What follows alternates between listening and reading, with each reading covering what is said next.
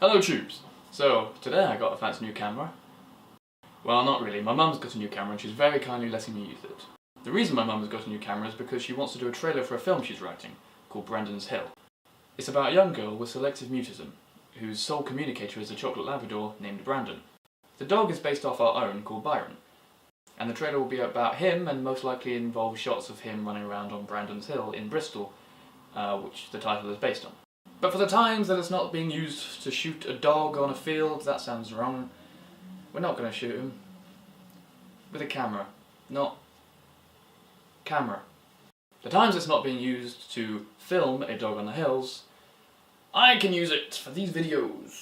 So in tandem with the topic of filming trailers, I thought I'd share my feelings on the concept of trailers as a general rule. So these days, every action film includes the large,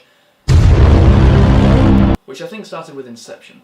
Then we have quick jump-in, fade-out shots of people looking vaguely off centre of camera, emotionally pondering at something just out of view.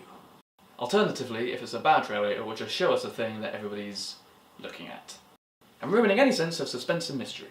I remember growing up in a world where all the trailers included the deep-voiced lines of "In a world where everyone except one man is inept. One man must go do something he doesn't think he can do initially." And these were the way films were just done in those days. Maybe they'd not start with the voice of impending doom, but maybe a panning shot into everyday life where everything seems the norm. Then BAM! Zombies! Climbing down the chimney dressed as Santa.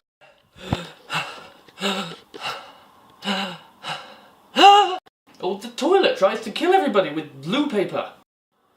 Well, this is scary. Or the giant lizard people that running the country start to reveal themselves to mankind. Then it would resume to text screens showing you the lines that one man would have to go out of his way to do something he didn't think he could do that would be completely avoidable if everybody in the world wasn't so inept. However, I know for a fact that movies in the 80s are much better trailers. They'd introduce the main character and tell you about his personal life, his personality, his feelings, his fears, his hopes, his wishes, his shoe size, his favourite dinner restaurant, his hair product, his music stand maker, the guy he once played tennis with. And the trailer would basically tell us what was about to go down in the movie, but they wouldn't tell us what. That is how trailers used to be, and to be fair, I think that's how they should be done. Telling you about the characters, and not telling you about the big plot twists, as some trailers seem to do.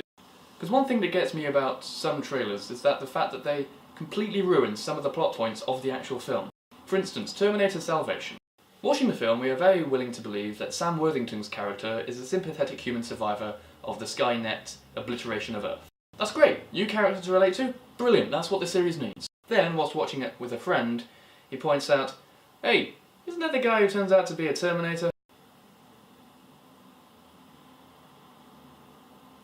This person hasn't even watched the film. He didn't read about it on the internet, he hadn't been told by anybody, he wasn't involved with the production in any way.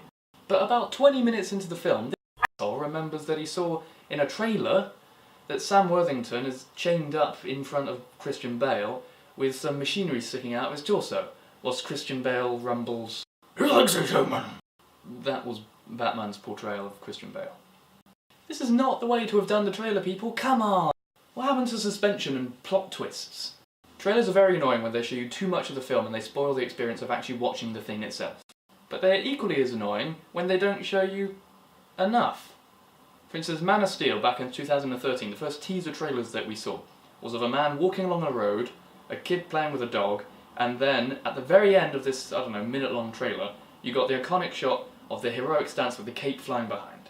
And it was of a little kid with towel, curtain, shawl thing just flying out his back. It came off the washing line. And I thought that was brilliant, because everybody knows Superman, everybody knows that the ending shot, that's what it signified, and they knew that the rest of the trailer was about that, and they were invested in a film that they didn't know what it was about before they realised it was Superman. So, that was a good trailer. Well done. I mean, the film was okay. And it doesn't work as well with new ideas, but what's the likelihood of one of those coming along anytime soon?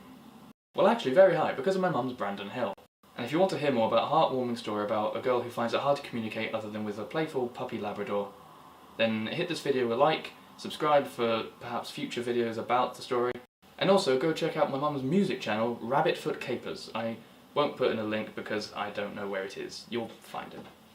So thank you for watching, I'll see you next time, and ta-ra!